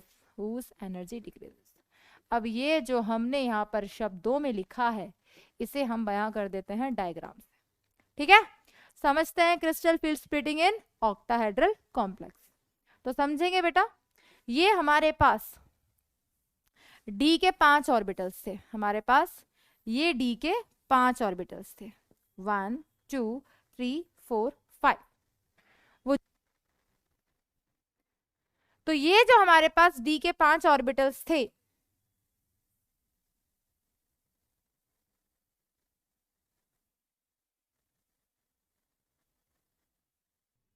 तो हमारे पास बेटा डी के ये 5 ऑर्बिटल्स हैं। क्या नाम है इनका? ये हो गए डी के 5 ऑर्बिटल्स, 1 2 3 4 5। जब तक लीगेंड नहीं है, इसको नीचे बना लेते हैं यार थोड़ा सा, क्योंकि हम पांचों की एनर्जी इंक्रीज होते हुए भी दिखाएंगे। ये हमारे पास डी के 5 ऑर्बिटल्स हैं। तो इन एब्सेंस ऑफ लीगेंड, इन्हें हम अभी क्या बोलेंगे? They are degenerate. They are degenerate. Degenerate मतलब जिनकी एनर्जी बराबर है। और एनर्जी बराबर कब होती है? In absence of ligands. जब लीगेंड्स नहीं होते तो इनकी एनर्जी बराबर होती है, और नीचे से ऊपर जाते हैं तो एनर्जी क्या होती है बेटा? इंक्रीज होती है। तो हमने क्या बोला कि ये पांचों डी ऑर्बिटल्स की एनर्जी एकदम बराबर थी, जिनका नाम हम बचपन से पढ़ते आ रहे हैं। क्या क्या बेटा? D X Y, D Y Z, D Z X, D X square Y square, D Z square. अब थोड़ा सा पानी पी लेती हूँ बच्चों।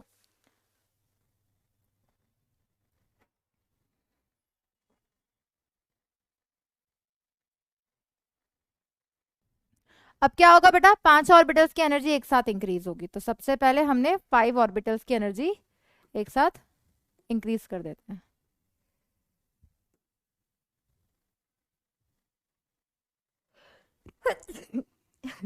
एक्सक्यूज मी, ठीक है, सॉरी बच्चों। देखो अब ध्यान से, वापस से डिस्टर्बेंस हो गया था।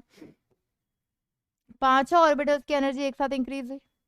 5 ऑर्बिटल्स की एनर्जी एक साथ इंक्रीज हुई, तो यहाँ से हमारे पास ये 5D जनरेट ऑर्बिटल्स हैं। लेकिन फिर एट लास्ट क्या हुआ बेटा? वो 2 ऑर्बिटल्स जो ऑन द एक्सिस होते हैं, वहां पर उनकी एनर्जी हो गई इंक्रीज, और बाकियों की एनर्जी हो गई डिक्रीज, जिन्हें हम किस नाम से जानते हैं? जिन्हें हम जानते हैं T2G और EG ऑर्बिटल्स के नाम से रिप्रेजेंट कर देते हैं बेटा। ये हो गए हमारे पास ये 2 EG ऑर्बिटल, और ये हो गए हमारे पास नीचे 3 T2G ऑर्बिटल। इनका नाम क्या क्या हो गया बेटा? ये हो गया dx square, Y square, D Z square, इसे हम EG बोलते हैं। और ये हो गए dxy, dyz, dzx। इन्हें हम क्या बोलते हैं बेटा? इन्हें हम बोलते हैं T2G ऑर्बिटल। ये हो गया बेटा हमारा बैरी सेंटर। क्या बोलते हैं बेटा इसे? बैरी सेंटर। इसे भी हम इसी से रिप्रेजेंट करते हैं, ज्यादा अच्छा आ रहा है। ये हो गया हमारा बैरी सेंटर। क्लियर? यहां से यहां तक का जो डिस्टेंस है वो किसके बराबर है? tan dq। d रिप्रेजेंट कर रहा है डिस्टेंस, q रिप्रेजेंट कर रहा है चार्ज। यहां से यहां तक का डिस्टेंस 0.6, और यहां से यहां तक का डिस्टेंस 0.4। ये ओरिजिन है, बिलो द प्लेन है तो माइनस, अबव द प्लेन है तो प्लस। दैट इज क्या है ये बिल्कुल हमने रिप्रेजेंट किया है crystal field splitting in octahedral complex. कि ऑक्टाहेड्रल कॉम्प्लेक्स में किस तरीके से ये क्रिस्टल फील्ड स्प्लिटिंग होती है। तो सबसे पहले 5 डी ऑर्बिटल्स की एनर्जी इंक्रीज होती है, उसके बाद इनकी स्प्लिटिंग हो जाती है। क्लियर? ऊपर 2 ऑन द एक्सिस वाले, नीचे 3 इन बिटवीन द एक्सिस वाले। तो ये डायग्राम अब आपको याद रखना है। यहां से आप CFSE कैलकुलेट कर सकते हो। देखो बेटा कैसे, अभी हम इलेक्ट्रॉन्स फिल करना भी आपको सिखाएंगे। तो ये देखो CFSE के लिए फॉर्मूला ये बिलो द प्लेन है, तो -0.4 multiply by number of electrons in T2G plus 0.6 multiply by number of electrons in EG। इसको अभी हम डिटेल में भी डिस्कस करेंगे। पहले हम बात कर लेते हैं कि इनमें इलेक्ट्रॉन भरने का तरीका कैसा होगा, क्योंकि इलेक्ट्रॉन भरने का तरीका डिसाइड करेगा, इलेक्ट्रॉन भरने का तरीका डिसाइड करेगा कि किसकी CFSE कितनी आएगी या स्प्लिटिंग इक्वेशन कितनी होगी। अब बेटा यहाँ पर एक चीज लिखी हुई है, ध्यान देना, डेल O और P। बेटा ये जो डेल ओ है ये रिप्रेजेंट कर रहा है CFSE, that is crystal field splitting energy of octahedral complex. क्या रिप्रेजेंट कर रहा है बेटा? CFSE of octahedral complex. P क्या रिप्रेजेंट कर रहा है बेटा? Pairing energy. क्या रिप्रेजेंट कर रहा है? Pairing energy. उनको पेयर बनाना है। तो अगर हमें एक एक इलेक्ट्रॉन को तो फिल हम कर ही देते हैं, लेकिन उनकी पेयरिंग करवानी है तो उसके लिए हमारी जो क्रिस्टल फील्ड स्प्लिटिंग एनर्जी है वो पेयरिंग एनर्जी से ज्यादा होनी चाहिए। तो जब जब हमारे पास CFSE पेयरिंग एनर्जी से कम होगी तो जो फोर्थ इलेक्ट्रॉन है, देखो बेटा ये हमारा ग्राउंड स्टेट हो गया, ये हमारा एक्साइटेड स्टेट हो गया, तो पहले तो 3 इलेक्ट्रॉन यहीं जाएंगे,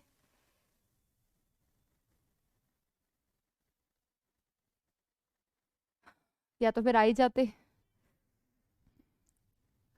हाँ बेटा ध्यान देना, अगर डी में 1 इलेक्ट्रॉन है इधर भरोगे, डी में 2 इलेक्ट्रॉन है इधर भरोगे, डी में 3 इलेक्ट्रॉन है इधर भरोगे, लेकिन फोर्थ इलेक्ट्रॉन को यहां भरो या यहां भरो, उसके लिए काम आएगा वो कॉन्सेप्ट जो मैं समझा रही हूँ। तो बेटा जब जब लीगेंड स्ट्रांग होगा तो चौथा इलेक्ट्रॉन यहीं भरा जाएगा क्योंकि उसकी ज्यादा होगी CFSE, और वहीं पे अगर लीगेंड वीक होगा तो पहले चौथा इलेक्ट्रॉन ऊपर जाएगा। क्लियर?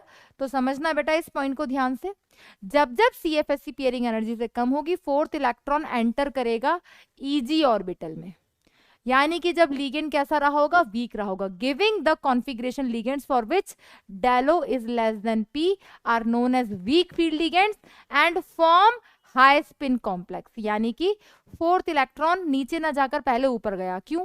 क्योंकि लिगेंड वीक था। स्ट्रॉन्ग होता तो पहले पेयरिंग करवाता, पेयरिंग नहीं हुई, तो जब जब वीक लिगेंड होगा चौथा इलेक्ट्रॉन पहले ऊपर जाएगा और हाई स्पिन कॉम्प्लेक्स का फॉर्मेशन होगा।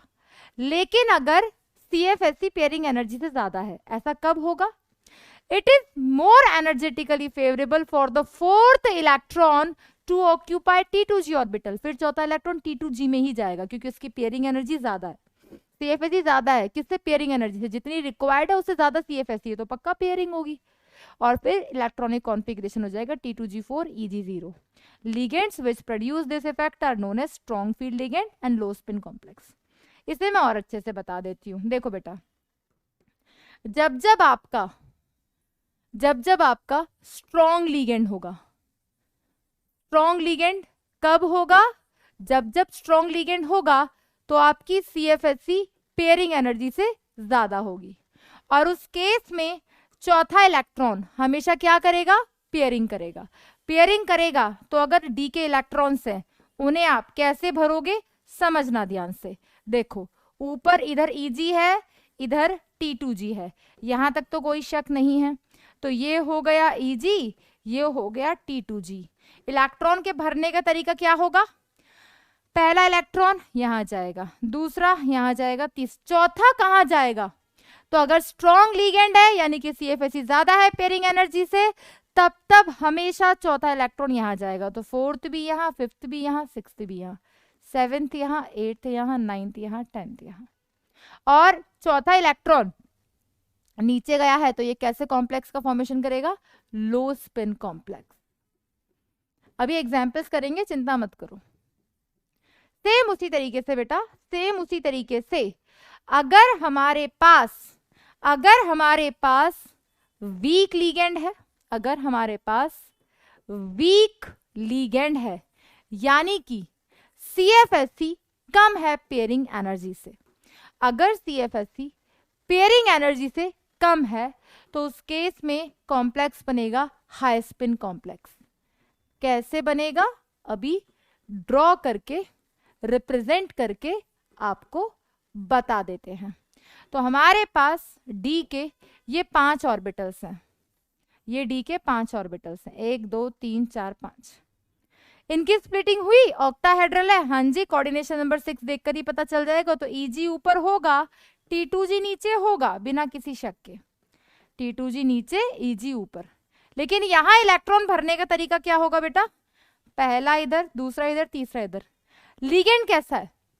वीक, पेयरिंग बाद में होगी, तो चौथा इधर, पांचवा इधर, then 6th 7th 8th 9th 10th। ये इलेक्ट्रॉन के भरने का तरीका बता रही हूँ। हम फॉलो करते थे ना, Aufbau principle, Hund's rule of maximum multiplicity, वो सारे रूल्स का ध्यान रखते हुए अब इलेक्ट्रॉन भर दिए तो हम स्प्लिटिंग इक्वेशन लिख देते हैं। मतलब सबसे पहले कोई भी कोऑर्डिनेशन कंपाउंड मिले उसका सेंट्रल मेटल एटम देखना है, सेंट्रल मेटल एटम देखा, ऑक्सीडेशन स्टेट निकाला, उसके डी के इलेक्ट्रॉन्स मिले, तो अब अगर लिगेंड स्ट्रॉन्ग हुआ तो किस तरीके से भरोगे, इस तरीके से। अगर लिगेंड वीक हुआ तो इस तरीके से भरोगे। इलेक्ट्रॉन भर दोगे तो T2G और EG में जितने इलेक्ट्रॉन्स हैं वो हो जाएगी उनकी स्प्लिटिंग इक्वेशन, और उसके बेसिस पर कैलकुलेट करोगे क्रिस्टल फील्ड स्प्लिटिंग एनर्जी, जैसे हम कहते हैं CFSE, और इसका क्या फॉर्मूला हो जाएगा वो यूज करते हुए अब हम अप्लाई करने जा रहे हैं। तो इस CFSE का क्या फॉर्मूला हो जाएगा बेटा, ध्यान से देखना, दैट इज 0.4 नीचे minus 0.4 multiply by number of electrons in T2G plus above the plane 0.6 into number of electrons in EG। Clear? यहां पर मैं आपको बता दूं T2G क्या रिप्रेजेंट कर रहा है, N-T2G क्या रिप्रेजेंट कर रहा है, N-T2G रिप्रेजेंट कर रहा है number of electrons in T2G orbital, यानी कि T2G ऑर्बिटल के अंदर कितने नंबर ऑफ इलेक्ट्रॉन है। उसी तरीके से बेटा NEG क्या रिप्रेजेंट कर रहा है, number of electrons in EG orbital. Clear? तो अब हम इलेक्ट्रॉनिक कॉन्फ़िगरेशन लिखना शुरू करते हैं, उसके बाद CFSE कैलकुलेट करेंगे। तो देखो बेटा, जब जब आपको कोई भी कोऑर्डिनेशन कंपाउंड मिला, क्लियर, कोऑर्डिनेशन कंपाउंड मिला, डी में एक इलेक्ट्रॉन आया तो पहले ग्राउंड स्टेट फिर एक्साइटेड स्टेट, डी में एक इलेक्ट्रॉन आया तो कैसे भरोगे, ये आपके पास लिगेंड कैसा भी हो, स्ट्रांग हो या वीक हो, पहला इलेक्ट्रॉन तो यहीं जाएगा। तो पहला इलेक्ट्रॉन यहां गया तो कॉन्फ़िगरेशन क्या आया, T2G में 1, EG में 0। तो क्या लिखोगे बेटा यहाँ पे, T2G, यार ये थोड़ा छोटा कर लें, ये आएगा बेटा T2G1 EG0, कोई शक नहीं होना चाहिए। डी में 2 इलेक्ट्रॉन तो भर दो एक और। अब क्या कॉन्फ़िगरेशन आया, T2G में 2, EG में 0। डी में 3 इलेक्ट्रॉन, एक और भर दिया, पहले तो नीचे वाले ही भरा जाएगा ग्राउंड स्टेट, तो कॉन्फ़िगरेशन क्या आया, T2G3 EG0। अब बात आई D4, तो 3 इलेक्ट्रॉन तो भरे हुए हैं, यहाँ पर 3 इलेक्ट्रॉन तो भरे हुए, चौथा इलेक्ट्रॉन कहाँ जाएगा, ऊपर या नीचे, डिपेंड करता है लिगेंड स्ट्रॉन्ग है या वीक। अगर लिगेंड स्ट्रॉन्ग है तो पेयरिंग होगी तो चौथा इलेक्ट्रॉन कहाँ जाएगा, नीचे। तो कैसे भरोगे, इधर। तो जब जब लो स्पिन लिखा हुआ ब्रैकेट में, जब लो स्पिन लिखा हुआ है ब्रैकेट में, ये रहा लो स्पिन, तो चौथा इलेक्ट्रॉन नीचे गया है तो कॉन्फ़िगरेशन क्या है, T2G4 EG0। लेकिन अगर D4 हाई स्पिन है, यानी कि चौथा इलेक्ट्रॉन कहाँ जाएगा बेटा, हाई स्पिन वाले में, ऊपर। 4 मैंने ऊपर लिखा है। तो जब जब वीक लिगेंड हो, दैट मीन्स कि आपकी CFSE कम है पेयरिंग एनर्जी से, तो इलेक्ट्रॉन कैसे भरोगे, 1 2 3 4 मैंने ऊपर लिखा था। तो अब जिसमें जितने इलेक्ट्रॉन है उसके बेसिस पर इलेक्ट्रॉनिक कॉन्फ़िगरेशन क्या हो गया, T2G3 EG1। क्लियर है?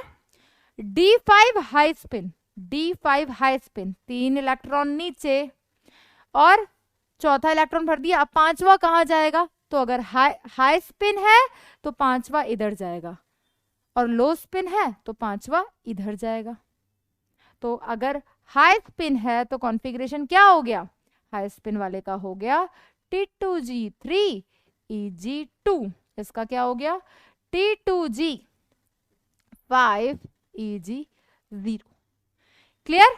उसी तरीके से बेटा अब इनका भी मैं लिख देती हूँ, आप इलेक्ट्रॉन चाहो तो सबके बना लेना। तो हाई स्पिन वाले का हो जाएगा T2G4 EG2, 1 2 3 4 5 6, T2G6 EG0, high spin 1 2 3 4 5 6 7, T2G5 EG2, T2G6 is G1, T2G6 is G 2 3 6 7 8 is G2, T2G6 is G3, T2G6 is G4। Check out कर लेना बेटा, ये ही आएगा। अब हमने स्प्लिटिंग इक्वेशन लिखना सीख लिया, चलो निकाल लेते हैं इनकी CFSE। ठीक है, अभी बिल्कुल बेसिक से चल रहे हैं बेटा, इसकी इतनी एप्लीकेशंस है ना, आपको CFSE निकालने की जरूरत ही नहीं पड़ेगी, मैं इतनी एप्लीकेशन लिखवाऊंगी, लेकिन पहले दिन में कोई ट्रिक नहीं बताऊंगी क्योंकि हमारे बेसिक्स भी क्लियर होने चाहिए। क्लियर, कभी मेन इसी का कंसेप्ट यूज हो गया, क्वेश्चन आ गया तो सॉल्व करते हैं बेटा। क्या फॉर्मूला है बेटा, 0.4 into number of electrons in T2G, तो 0.4 इंटू 1 तो कितना आ गया -0.4 और plus 0.6 into number of electrons in EG में 0 इलेक्ट्रॉन, तो ये डेल O आ गई कितनी -0.4। क्लियर, फॉर्मूले में पुट करती जा रही हूँ बस मैं।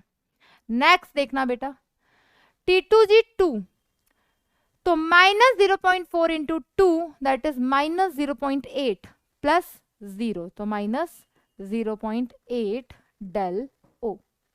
Next T2G3 -0.4 into 3 4 3 12 -1.2 del O। Next T2G3 4 3 12 -1.2 plus 0.6 -1.2 plus 0.6 -0.6 del O। 4 -1.4 -1.4 plus एक पेयर है तो एक pairing energy del O। Pair जितने होंगे pairing energy 3 into -1.2 plus 1.2 0।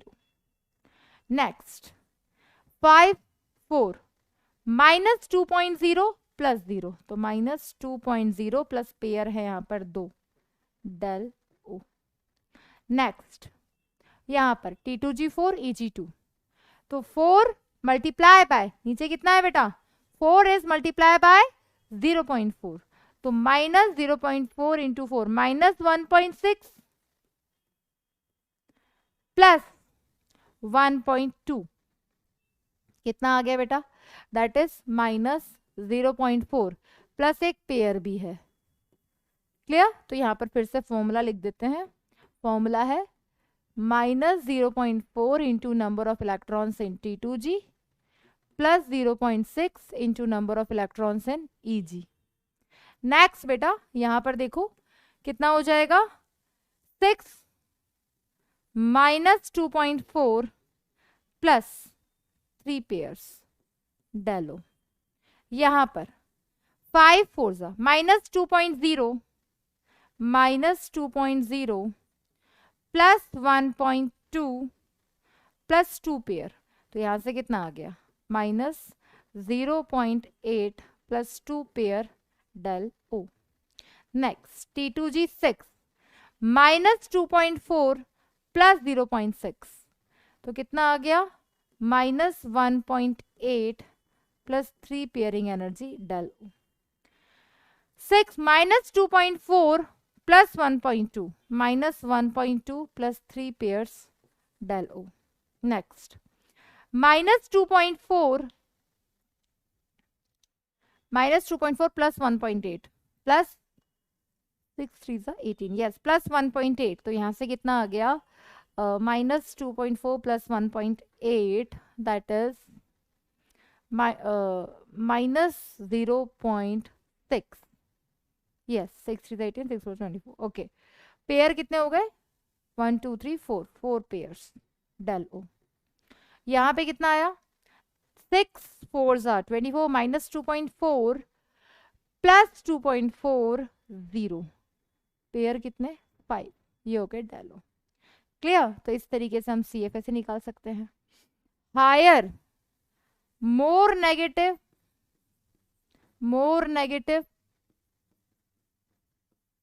The CFSE जितनी ज्यादा नेगेटिव होगी यानी कि एनर्जी उतनी ज्यादा रिलीज हो रही है, higher the stability higher the CFSE।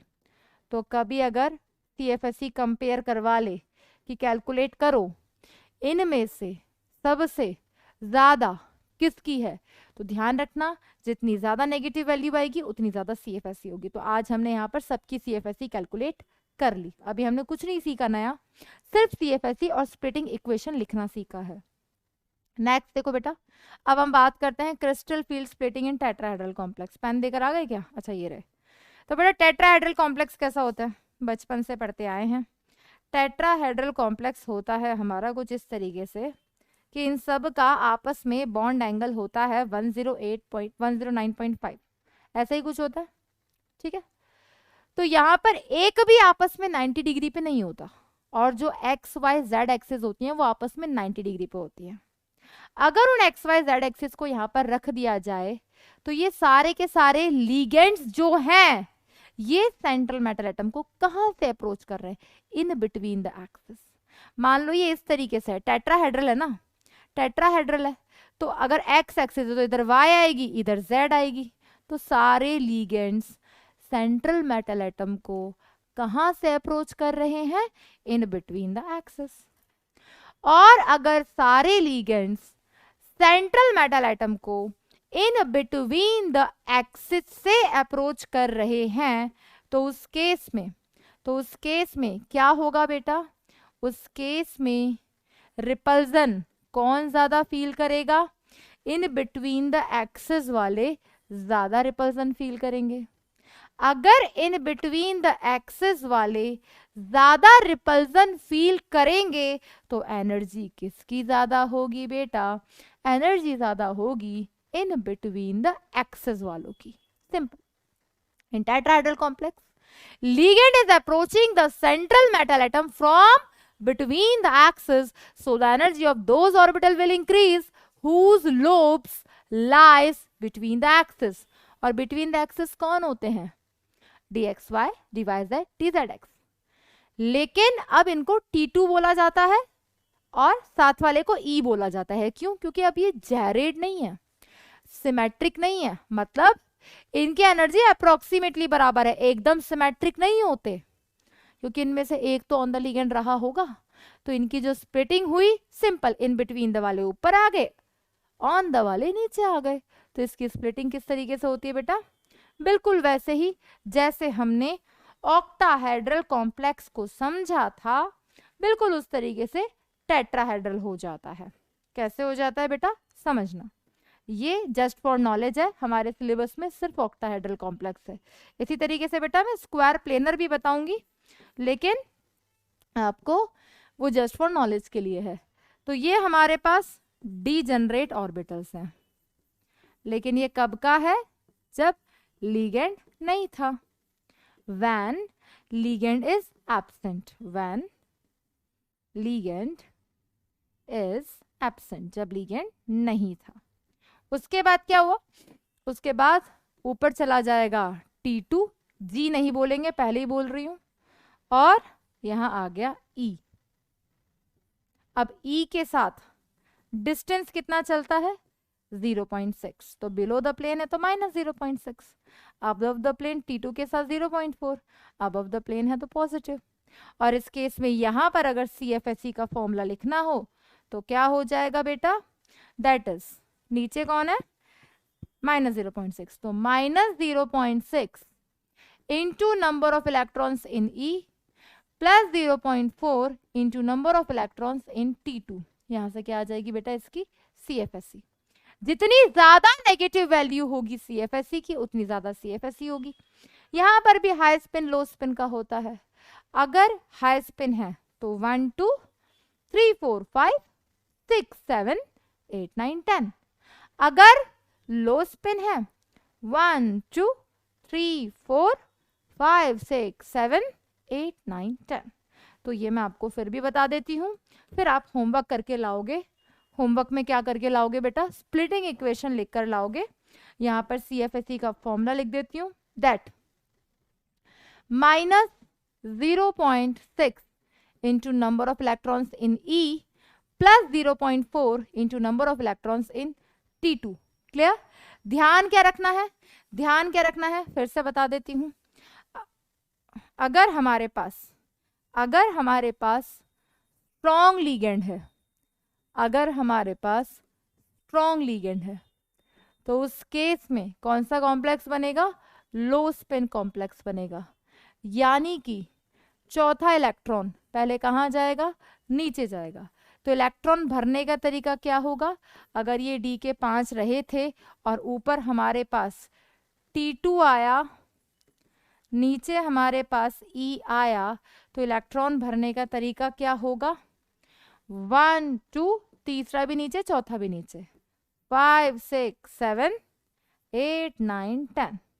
लेकिन अगर वीक लिगेंड हुआ, अगर वीक लिगेंड हुआ, तो उस केस में क्या बनेगा बेटा, हाई स्पिन कॉम्प्लेक्स।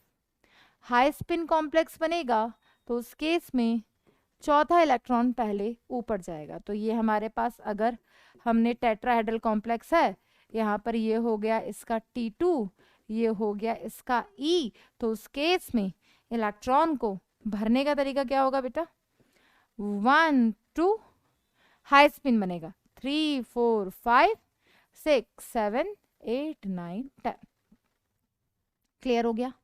तो ये स्प्लिटिंग के बेस पर in octahedral and in tetrahedral आप इलेक्ट्रॉन्स को भरोगे, और हालांकि ये सिलेबस में नहीं है, फिर भी इनका स्प्लिटिंग इक्वेशन लिख कर लाओगे, हाई स्पिन लो स्पिन। तो आपको समझ में आ गया होगा। ये मैं आपको दे रही हूँ होमवर्क।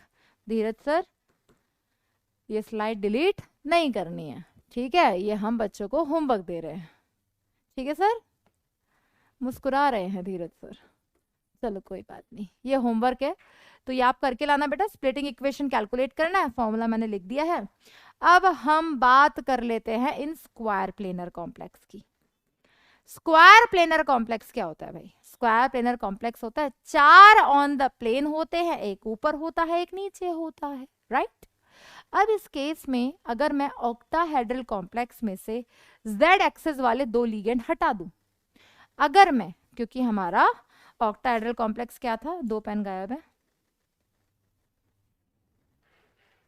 हाँ नीचे है इसके, देना एक बार। ये देखो बेटा, ऑक्टाहेड्रल कॉम्प्लेक्स था भाई, यही तो था हमारे पास। ये हमारे पास स्क्वायर प्लेनर हो गया। ये देखो भाई, व्हाइट कलर के जो 2 पेन हैं, ठीक है, तो ये 4 ऑन द प्लेन, एक ऊपर एक नीचे, ये अभी तक ऑक्टाहेड्रल था, ठीक है, ये अभी तक ऑक्टाहेड्रल था। अब अगर इस ऑक्टाहेड्रल कॉम्प्लेक्स में से, अगर इस ऑक्टाहेड्रल बहुत ही गंदा ऑक्टाहेड्रल बना रही हूं मैं,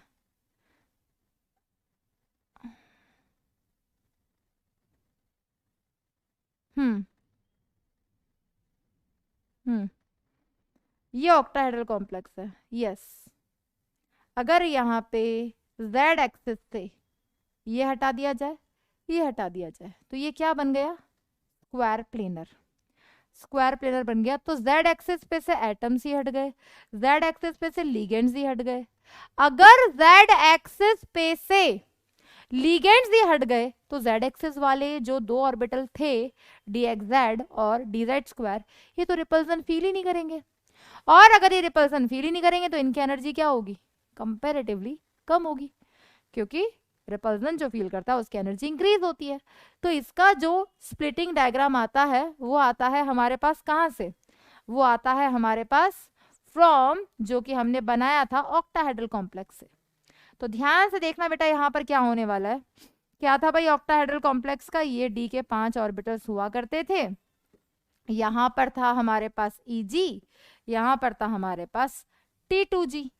Eg के नाम कुछ इस प्रकार से हैं, dx² y² dz², इसके नाम कुछ इस प्रकार से हैं, dyz dzx dxy dyz dzx। अब इसमें क्या होगा, स्क्वायर प्लेनर की बात हो रही है, तो इस केस में z वाले लिगेंड ही हटा दिए, तो स्क्वायर प्लेनर बन गया। तो z वाला रिपल्सन फील नहीं करा, तो उसकी एनर्जी कम, तो ज्यादा किसकी हो गई, xy वाले की।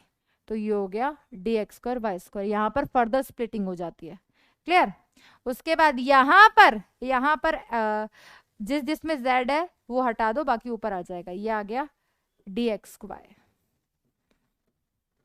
यहां से ये आ गया dz², और ये z वाले तीनों नीचे, दोनों dxz dyz। इस तरीके से स्प्लिटिंग होती है, सिंपल, कुछ भी नहीं है।